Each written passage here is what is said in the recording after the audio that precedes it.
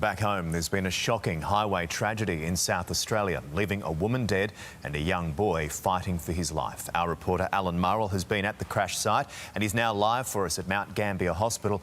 Alan, just run us through, how did this all happen?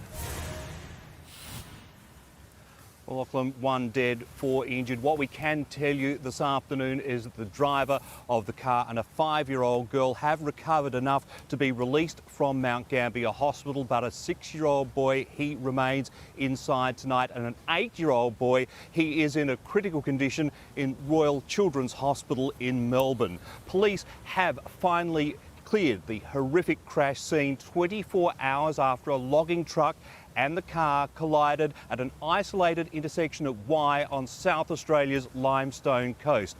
A 38-year-old woman from Western Australia who was a passenger in the car, she was killed. The 8-year-old boy who was a passenger in the back seat was the one airlifted to Melbourne. The driver of the car and the other 2 children, as we said, were brought here to Mount Gambier.